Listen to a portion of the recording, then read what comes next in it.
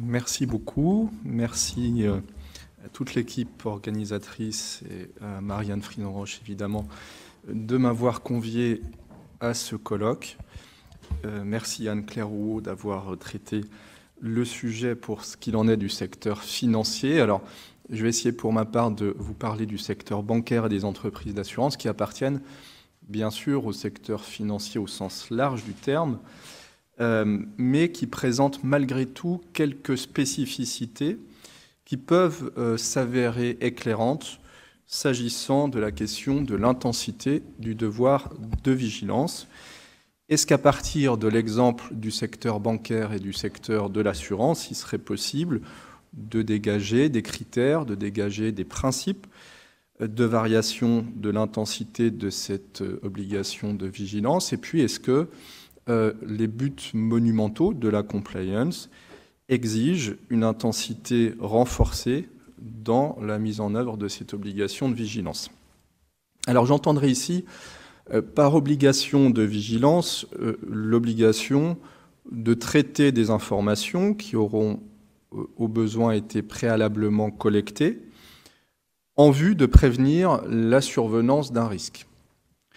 Et j'entendrai par intensité de ce devoir de vigilance les efforts, en quelque sorte la quantité d'énergie que les entreprises du secteur bancaire, du secteur de l'assurance, doivent déployer afin d'obtenir à tout moment ces informations, afin de les traiter. Autrement dit, quels sont les moyens que ces entreprises doivent engager pour essayer d'atteindre les buts fixés par le devoir de vigilance et d'atteindre les buts monumentaux de la compliance, le cas échéant. Quels efforts doivent être déployés pour obtenir des informations qui ne sont pas directement accessibles? Faut-il aller les chercher? Quels efforts doivent être déployés pour traiter des informations qui ne sont pas directement concluantes? Jusqu'où faut-il en quelque sorte creuser, réfléchir, analyser? Est-ce que cet effort doit être produit ponctuellement ou est-ce qu'il doit être poursuivi de façon continue? Et s'il s'agit d'un effort ponctuel, eh bien, est-ce qu'il doit être renouvelé à une certaine fréquence? Alors, ce sont des questions qui, évidemment, vont bien au-delà du secteur bancaire et du secteur de l'assurance et auxquelles on va s'intéresser dans les minutes qui viennent. Alors, une remarque préliminaire, c'est que l'identification, la prévention du risque relève ici par hypothèse d'une obligation de moyens, ou besoin de moyens renforcés, mais le banquier, l'assureur qui a été suffisamment vigilant ne peut en principe pas se voir reprocher la survenance du risque qu'il était supposé pouvoir déceler. C'est-à-dire que, comme l'a souligné Anne-Claire Rouault, les deux obligations ne se recoupent pas, ils doivent être distingués. Et donc l'obligation de vigilance ne connaît des variations d'intensité que parce que, par hypothèse, on parle d'une obligation de moyens. Alors dans certaines situations spécifiques, on le verra dans quelques minutes, l'obligation de vigilance du banquier ou de l'assureur est une obligation qu'on pourrait assimiler à une obligation de résultat, mais par hypothèse, on va considérer qu'il s'agit d'une obligation de moyens ou de moyens renforcés. Ce devoir de vigilance n'a émergé pour la plupart des secteurs économiques que récemment, c'est la loi française de 2017. Mais en ce qui concerne le secteur bancaire, en ce qui concerne les entreprises d'assurance, c'est une obligation ancienne, comme Anne-Claire Rouault l'a rappelé. C'est une obligation finalement qui est connue et passée, j'allais dire, presque dans l'ADN des banquiers et des assureurs. Alors, pourquoi est-ce une obligation particulièrement ancienne et particulièrement forte dans ces secteurs? Deux raisons principales à cela. D'abord, la vigilance est consubstantielle à l'activité de l'assureur ou à l'activité du banquier. L'assureur mesure la probabilité de survenance d'un sinistre, mesure l'impact potentiel de ce sinistre. Donc cette vigilance s'exerce quotidiennement pour les assureurs. Pour les banquiers, c'est un peu la même chose. Leur métier consiste à mesurer le risque historiquement d'insolvabilité de leurs clients, la probabilité, la gravité de ce risque, et donc cette vigilance fait partie historiquement de leur activité même. Et puis une deuxième raison explique que ces secteurs se soient vus imposer des obligations de vigilance particulières, dont on va parler dans quelques minutes, c'est évidemment leur caractère systémique. Ce sont des opérateurs systémiques évidents. Ce sont aussi des opérateurs qui sont à la croisée des chaînes de valeur.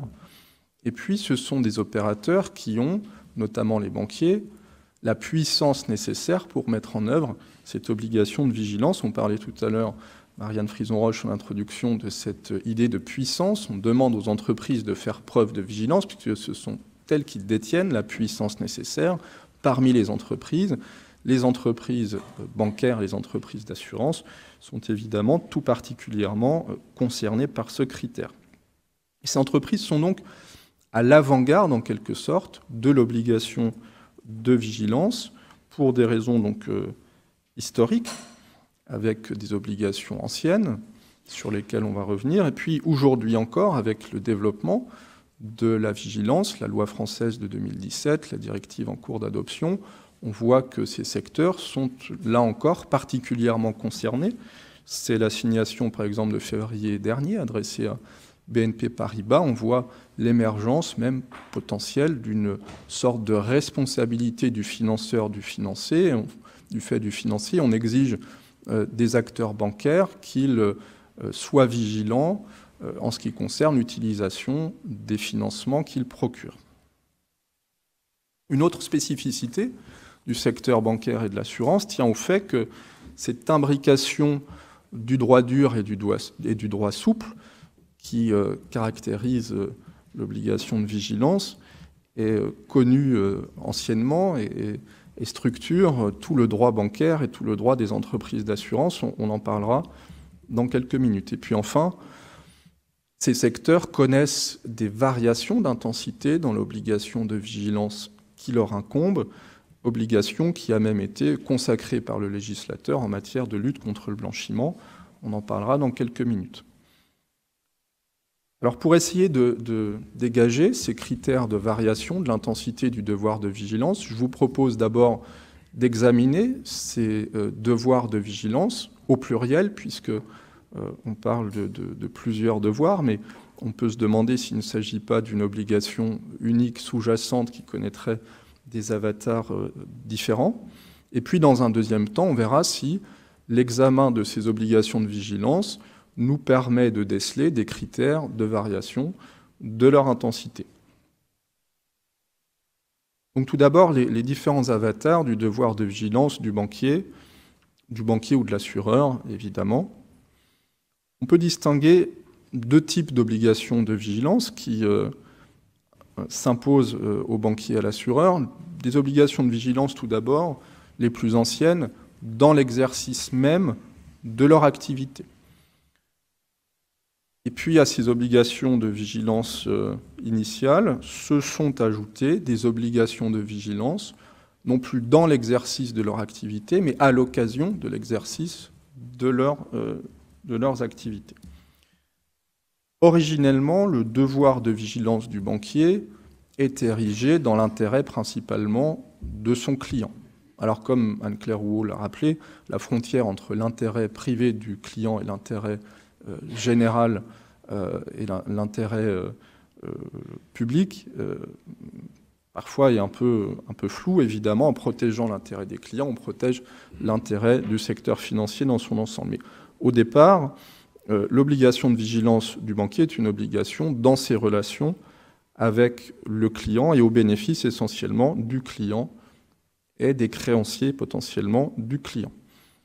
C'est l'obligation de vigilance dans l'octroi de crédit afin de ne pas apporter un soutien abusif à un emprunteur potentiellement insolvable. C'est l'obligation de vigilance encore dans l'activité de dépôt et de service de paiement. Le banquier doit s'assurer que son client n'est pas victime d'une fraude, que le chèque qu'il encaisse n'est pas falsifié ou encore que les ordres de paiement qu'il exécute sont bien émis sont bien émis par son client. Par exemple, la banque doit se renseigner sur les capacités de remboursement de son client avant de lui prêter des fonds. La jurisprudence est constante sur ce point. On peut citer par exemple un arrêt de la Cour d'appel de Douai du 19 janvier 2012 qui rappelle très clairement que le banquier doit procéder, avant l'octroi du crédit, à des vérifications portant sur la capacité financière et sur la situation personnelle de l'emprunteur. Il s'agit là d'une obligation ponctuelle, d'une obligation de moyens qui est d'origine jurisprudentielle et qui est sanctionnée civilement par l'octroi de dommages d'intérêt ou par l'annulation de l'opération. Ce qui est intéressant, c'est que cette même obligation de vigilance qui porte sur le risque généré par l'activité même du banquier et qui originellement a donc été consacré dans l'intérêt du client, a ensuite été repris par le droit dur et cette fois dans un but d'intérêt général. C'est notamment la directive CRD sur les obligations prudentielles des établissements de crédit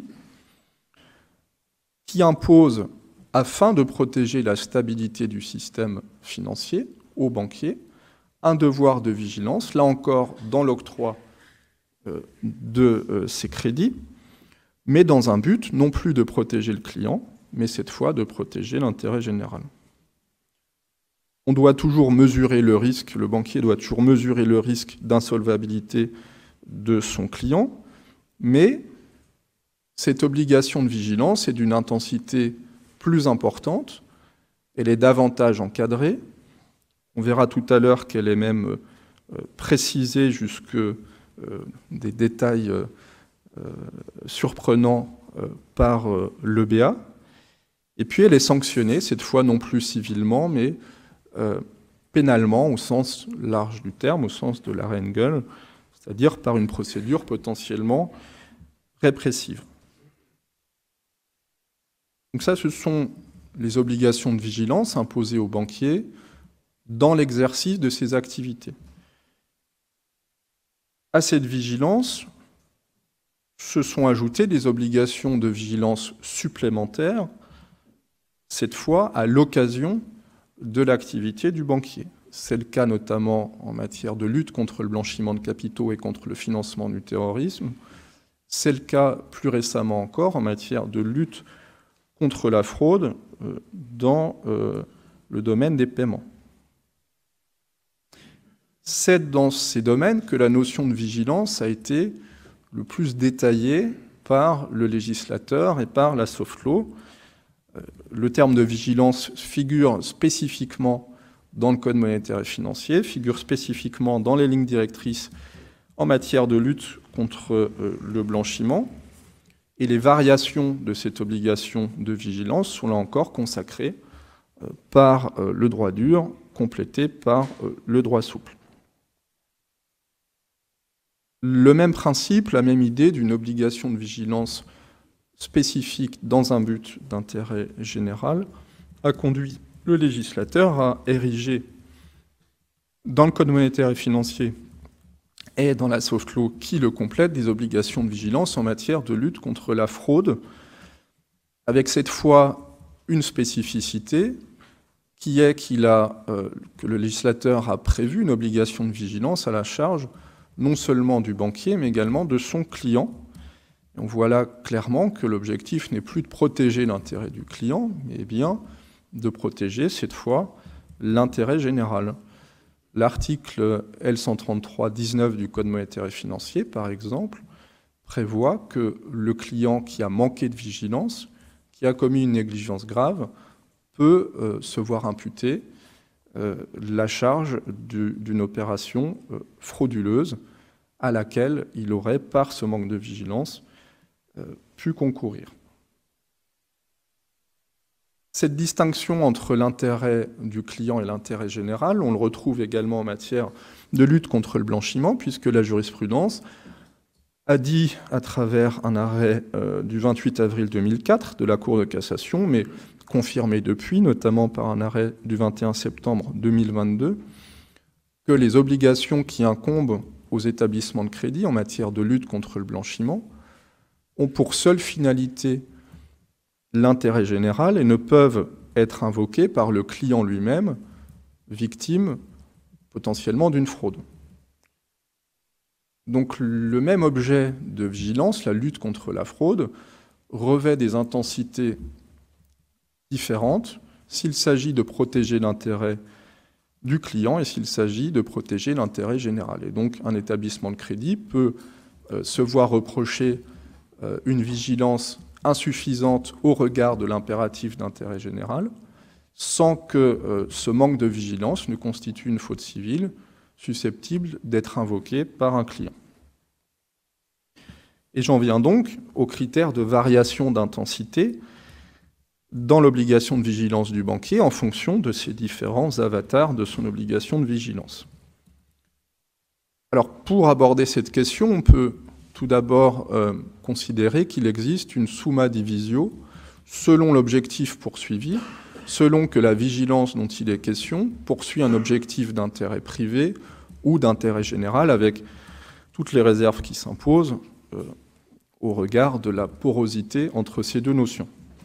Et puis on verra dans un deuxième temps si, s'agissant des obligations de vigilance poursuivant un but d'intérêt général, il existe à l'intérieur de cette catégorie des variations d'intensité, et si oui, suivant quels critères et suivant quels principes. Alors s'agissant tout d'abord du critère de l'intérêt protégé, on peut distinguer les obligations de vigilance, donc dans l'intérêt privé du client, de ses créanciers, et dans l'intérêt général. L'obligation de vigilance dans l'intérêt privé des clients et de leurs créanciers est une obligation d'une intensité uniforme et minimale qui se limite à ce qui est apparent de façon évidente. Aucun effort de collecte d'informations, de traitement d'informations particulier n'est exigé du banquier. Autrement dit, l'énergie qu'il s'agit de déployer pour satisfaire à cette obligation de vigilance est minimale. On peut prendre l'exemple d'un arrêt du 9 novembre de l'année dernière, rendu par la Chambre commerciale de la Cour de cassation, où la Cour a pu s'intéresser à la question de savoir si l'établissement aurait pu déceler, je cite, une anomalie apparente. Il s'agit d'une affaire de falsification de chèques. Et la Cour nous dit que, en l'absence d'une telle anomalie, la banque doit être considérée comme ayant satisfait à son obligation de vigilance. Donc une obligation d'une intensité extrêmement limitée. On retrouve la même logique dans l'octroi de crédit par un établissement bancaire. Là encore, lorsqu'il s'agit de protéger le client, on exige de l'établissement une vigilance d'une intensité réduite et on exige par exemple que cet établissement ne procède à des vérifications qu'en présence d'informations manifestement inexactes ou insuffisantes. Je peux vous renvoyer par exemple à un arrêt de la Cour de cassation du 25 avril 2007. C'est le cas encore en matière de mise en garde de l'emprunteur. L'établissement de crédit n'est tenu qu'à vérifier les données qui lui paraissent manifestement inexactes. Et la Cour de cassation a pu, par exemple, exonérer de toute responsabilité un établissement de crédit au motif que la fiche de renseignement, bien que les renseignements qui y figuraient étaient erronés, ne comportait, je cite, aucune anomalie apparente. Donc une obligation d'une intensité minimale lorsqu'il s'agit de protéger l'intérêt des clients. Certains auteurs, je cite Anthony Mémon et Jérôme Lasserre-Capdeville, ont pu résumer les choses de la façon suivante dans un article paru à la Revue de droit bancaire et financier de janvier-février 2023 sur le banquier dispensateur de crédit et le devoir de diligence. Ils nous disent « La vigilance est l'obligation pour le banquier d'avoir son attention suffisamment en éveil pour détecter les anomalies apparentes, c'est-à-dire les situations ne pouvant échapper à un banquier normalement prudent ou attentif, donc une obligation de vigilance réduite. L'obligation de vigilance dans l'intérêt général, en revanche, impose d'aller au-delà des apparences et impose, en principe, à l'établissement de crédit de mener un minimum d'investigation. On retrouve la même logique en matière de fraude, où, encore une fois, la responsabilité du client, du banquier, à l'égard de son client, n'est engagée que si la fraude était suffisamment grossière pour être immédiatement détectée, alors que les exigences dans un but d'intérêt général en matière de lutte contre la fraude imposent à la banque une vigilance bien plus intense que celle qui vise à protéger uniquement son client. Et donc on retrouve encore cette situation dans laquelle l'obligation de vigilance a un même objet, déceler une fraude, mais deux intensités différentes en fonction de l'objectif poursuivi. Alors s'agissant d'un objectif d'intérêt général, on peut même, et là je suis dans le domaine non plus de la fraude ou de la lutte anti-blanchiment à proprement parler, mais dans le domaine du gel des avoirs et des sanctions internationales, eh bien, dans ce domaine a été imposée aux banquiers une obligation de vigilance qui tend vers une obligation de résultat, puisque le banquier a l'obligation de ne pas réaliser une opération qui pourrait entrer dans le champ de ces dispositions. Autrement dit, cette fois, peu importe les efforts que le banquier a pu déployer pour être vigilant, s'il ne se rend pas compte, par exemple, que son client figure sur une liste de sanctions internationales ou que l'opération à laquelle il apporte son concours va au final bénéficier à une personne sous sanction, eh bien, il commet une faute, peu importe qu'il ait été diligent, qu'il ait déployé des efforts de vigilance suffisants ou non. En matière d'octroi de crédit, on retrouve, encore une fois, la même distinction. Il n'est pas requis du banquier lorsqu'il s'agit de protéger son client d'aller au-delà des apparences, comme on l'a vu tout à l'heure, mais dès lors que cette même vigilance est dictée à des fins prudentielles, elle gagne immédiatement en intensité. Je vous renvoie à la directive CRD, notamment à son article 74, et je vous renvoie plus encore aux orientations de l'EBA du 29 mai 2020 sur l'octroi et le suivi des crédits, qui détaille les informations que le banquier doit recueillir, les vérifications auxquelles il doit procéder pour vérifier la solvabilité de son client, mais cette fois dans un but d'intérêt général, afin de ne pas courir un risque de solvabilité trop important.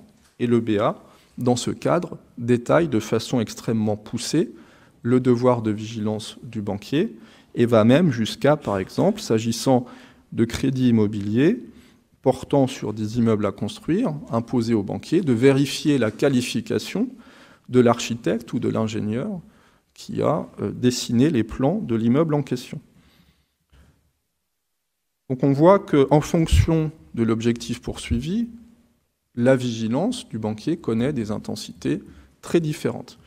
Maintenant, est-ce que, s'agissant des obligations de vigilance prescrites dans un but d'intérêt général, il existe des variations ou non? Alors, pour reprendre l'exemple de la LCBFT, l'intensité du devoir de vigilance varie en fonction du niveau de risque. Et cette logique se retrouve également en matière de lutte contre la fraude. Le niveau de risque, ça signifie concrètement deux paramètres que le banquier doit prendre en compte: la gravité des conséquences potentielles en cas de survenance de l'événement et la probabilité de cette survenance. Alors, en matière de lutte contre le blanchiment, par exemple, ces critères vont imposer au banquier de faire varier sa vigilance entre une vigilance dite standard, une vigilance simplifiée ou une vigilance renforcée, ces degrés de vigilance étant prévus par les textes, et ces degrés de vigilance varient en fonction du risque sous-jacent. Donc le banquier doit, dans un premier temps, mesurer le risque inhérent à l'opération à laquelle il apporte son concours, en fonction du profil notamment de son client, Et en fonction du résultat de cette mesure du risque, il va pouvoir faire varier sa vigilance, une vigilance simplifiée lorsque le risque est faible, une vigilance standard la plupart du temps, puis une vigilance renforcée dans des cas spécifiques où le risque est élevé, c'est-à-dire où l'événement en question serait susceptible de produire des effets graves ou alors serait plus probable, ou sa réalisation serait plus probable. Donc ça se traduit par exemple dans le dispositif de lutte contre le blanchiment des établissements de crédit par des seuils. Au-delà d'un certain montant d'opérations, on va exiger du banquier qu'il soit plus vigilant qu'à l'accoutumée. Ça se traduit également par la prise en compte de certaines caractéristiques du client lorsque ces caractéristiques se traduisent par une probabilité plus élevée de survenance d'un risque. Par exemple, si le client réside dans un pays à risque. Par exemple, si le client est une personne politiquement exposée. Et cette vigilance, cette variation du degré de vigilance obéit à une grille qui est détaillée par les lignes directrices conjointes de Tracfin et de la CPR. Je vais vous donner lecture du paragraphe 15 de ce document, où il nous est expliqué que la mise en œuvre des obligations de vigilance est modulée en tenant compte, le cas échéant, d'un certain nombre de dispositions, le niveau d'intensité de la vigilance variant en fonction du degré d'exposition au risque de blanchiment ou de financement du terrorisme auquel l'organisme financier est confronté. Et le dispositif LCBFT consacre ainsi une approche fondée sur la classification des risques. Donc il revient au banquier ou à l'assureur d'établir cette classification en suivant la grille fixée par le droit dur et complétée par la soft law. Mais est-ce qu'au-delà de la prise en compte du risque, l'intensité du devoir de vigilance peut varier en fonction d'autres paramètres et peut notamment varier à la baisse, c'est-à-dire est-ce qu'il existe des critères qui permettent de limiter l'obligation de vigilance du banquier? Toujours en reprenant l'exemple de la LCBFT et de la lutte contre la fraude, on peut distinguer 3 paramètres qui généralement concourent à réduire l'intensité du devoir de vigilance du banquier ou de l'assureur. Le premier de ces paramètres, ce sont les droits dont disposent certains tiers et que le banquier ou l'assureur pourrait méconnaître si son obligation de vigilance était portée à un niveau d'intensité excessif. C'est le droit à la protection des données personnelles, par exemple, qui va limiter la faculté du banquier, dans un but de lutte contre le blanchiment, de réclamer des explications, des informations complémentaires. C'est le droit à la non-immixtion du banquier dans les affaires de son client, qui va limiter les diligences que le banquier peut mettre en œuvre lorsqu'il s'intéresse à la solvabilité de l'emprunteur. Par exemple, en matière de paiement, il a été jugé, je prends l'exemple d'un arrêt de la Cour d'appel de Rennes du 9 juin dernier, que le banquier ne pouvait ainsi, en l'absence d'anomalies apparentes ou d'indices de fraude, mener des investigations trop poussées et réclamer des explications excessives à son client. La deuxième limite, le deuxième paramètre qui peut peser à la baisse sur l'intensité du devoir de vigilance du banquier, c'est l'obligation de vigilance qui pèse sur des tiers. En quelque sorte, dans le domaine bancaire, les obligations de vigilance ont tendance à se limiter les unes les autres plutôt qu'à se cumuler. Par exemple, en présence d'un schéma de correspondance bancaire, c'est-à-dire une banque correspondante qui fournit à une banque cliente des services bancaires pour le compte des clients de cette banque cliente, eh bien, il est de jurisprudence constante et ce principe a été consacré par l'autorité de contrôle prudentiel à travers ses principes d'application sectorielle sur la correspondance bancaire, que la banque correspondante n'a pas à mettre en œuvre de devoir de vigilance à l'égard des bénéficiaires de ces opérations, dès lors que ces bénéficiaires font eux-mêmes l'objet de vérification de la part de la banque cliente. Un autre exemple, c'est l'obligation de vigilance qui pèse sur le client lui-même en matière de fraude. Le prestataire de services de paiement peut voir sa responsabilité limitée lorsque, certes, il a manqué à son obligation de vigilance, mais le client lui-même, qui est tenu à une obligation de vigilance qui lui est propre, n'a pas correctement rempli cette obligation. Plusieurs arrêts récents nous le rappellent, par exemple la Cour d'appel de Pau en juin dernier, 6 juin 2023, puis 13 juin 2023 de la même Cour d'appel, répartit la charge de la fraude entre le client et le prestataire de services de paiement en fonction du manquement de chacun à son devoir de vigilance.